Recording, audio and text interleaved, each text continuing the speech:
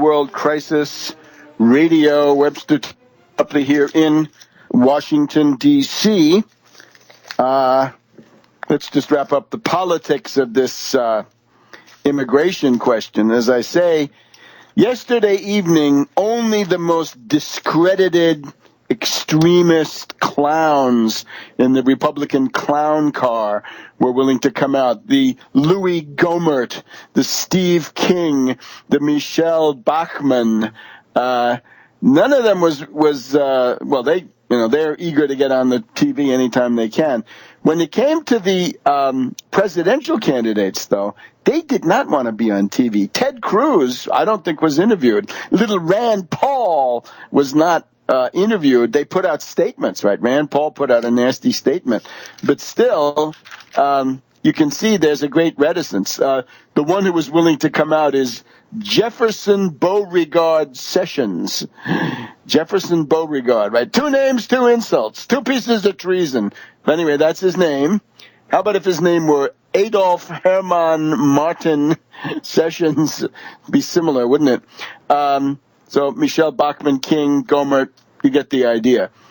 The effect of this, though, is the following. The Republicans are running scared. Let's actually give you some more background on this in a minute when we can. But the idea is this. For the first time, making even a weak, inadequate attack on the reactionary coalition, Obama has exposed their fundamental weakness, that they're terrified of being seen as the fascists that a lot of them are, and the reactionaries, which practically all of them are. They're very, very much afraid. Now, the question that then arises is, what are they going to do? They are split. The Tea Party the real fanatics, are split from the Wall Street, the sort of country club group, right? And you can see what that is. The country club group on Wall Street, they want to inundate the United States with oceans of cheap foreign labor, to drive down wages, to organize scabs, to have strikebreakers available anywhere, replacement workers, as they call them, right? So we're not for that. We're trying very hard to, again, the 15/15ths program, $15 minimum wage, 15% protective tariff, and Taft-Hartley shutdown. That's a package that would go far towards restoring the bargaining power of labor.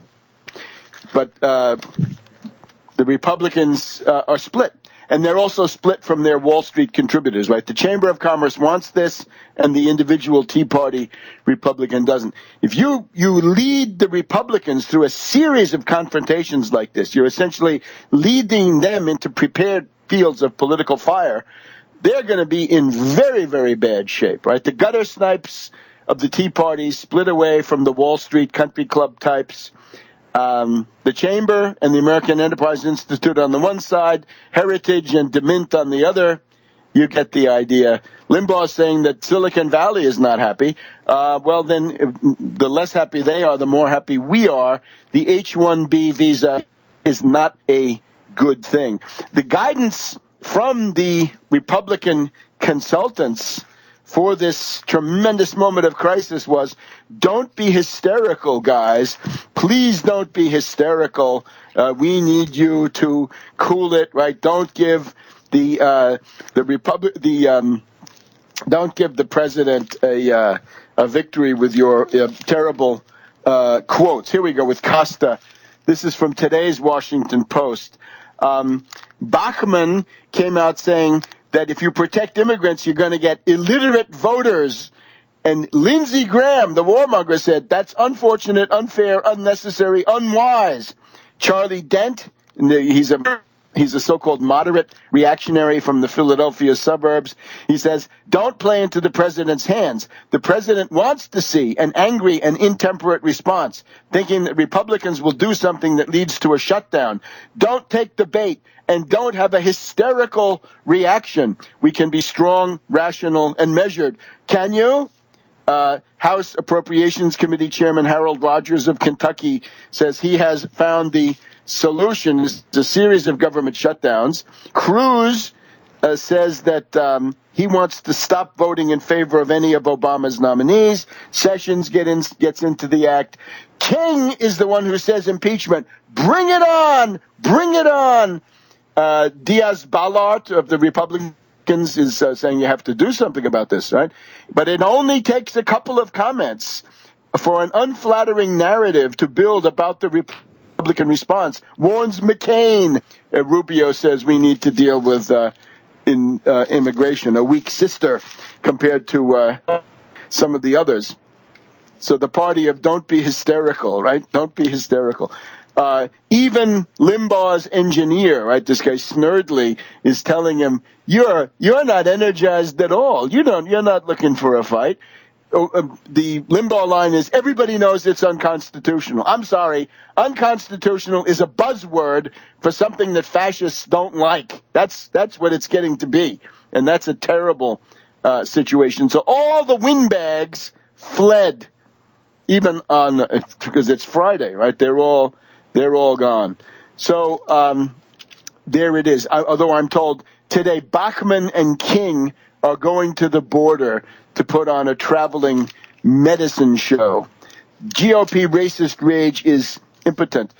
We've got now the other area, of course, the courts. Turley, the great impeacher of Clinton, remember him, eager tool of reactionaries, right? He's also big on polygamy. He's pro-polygamy. Turley's lawsuit is that the Obamacare methods are unconstitutional and unlawful.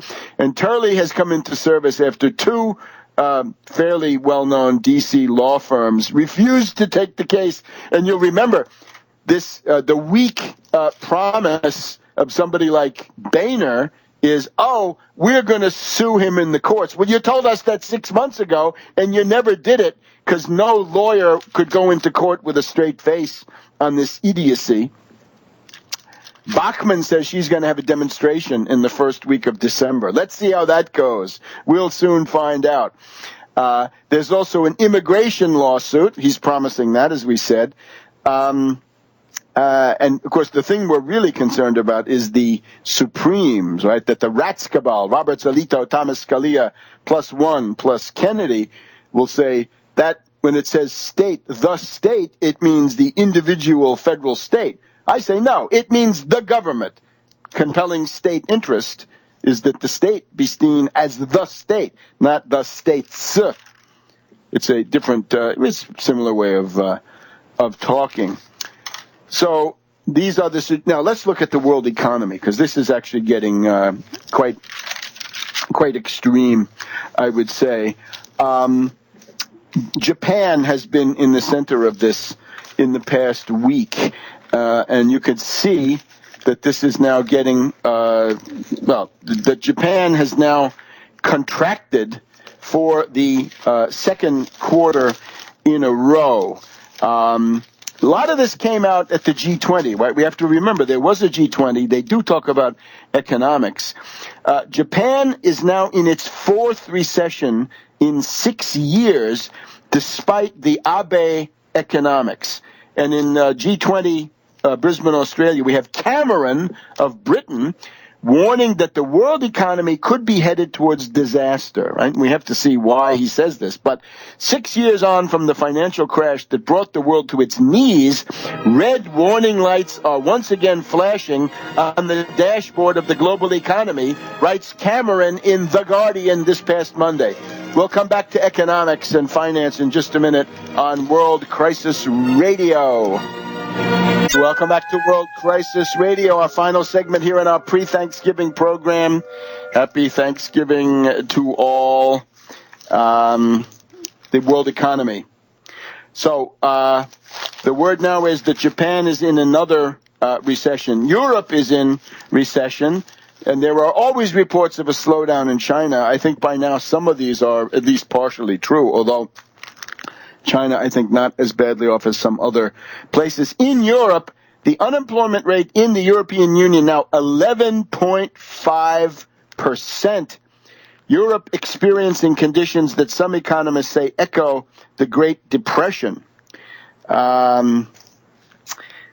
stagnation and political paralysis in Europe. Cameron once again says the Eurozone, he's saying not the pound zone, but the Eurozone, but it's true enough, teetering on the brink of a possible third recession with high unemployment, falling prices, and the real risk of failing growth and the high risk of falling prices too. Now, they're talking about deflation.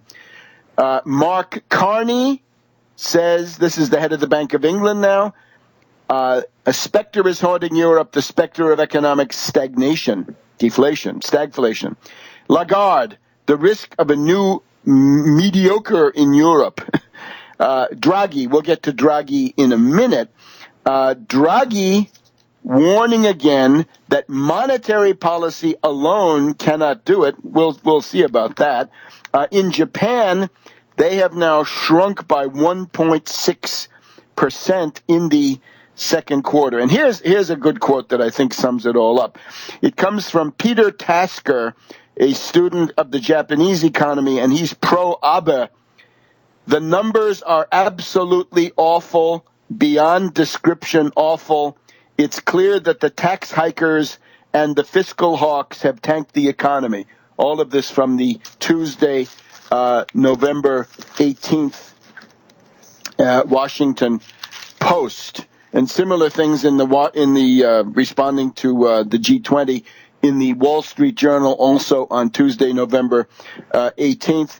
And it's interesting how they talk about it. Abe says, we have grasped the chance to rid ourselves of deflation. We must not give it up. So the idea, Japan remains mired in deflation. European Union also in deflation, right? And this was the big thing from Abe, was that he was going to break out of almost 20 years of deflation and stagflation. The monetary easing, the Bank of Japan has just declared big monetary easing. They're under attack for being too slow. Now let's look at Europe in particular. You'll see why this is the case. Draghi, Mario Draghi of Goldman Sachs, says he hopes that the European Central Bank is close to backing more aggressive monetary easing. This is all hot money, okay? He says there's low inflation and sluggish growth. It could mean deflation, obviously. He does not, he rejects criticism of bond buying. That would at least be something. But here's what he's doing. The European Central Bank has started to buy bundles of loans repackaged as asset-backed securities. They bought 10.5 billion euros worth of covered bonds last week. Now he says, Draghi says, European Central Bank could buy corporate debt, sovereign bonds early next year.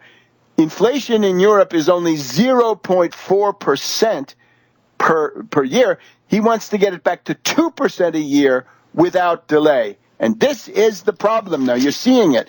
The stimulus they're trying is yet another hot money stimulus. It won't work. Here are the kinds of stimulus. There's monetary, okay? Print money, central bank. That's a lot of this is that. There is, of course, fiscal. Run a big deficit. They're not doing that because the neoliberal consensus has fought through. And then there's credit stimulus.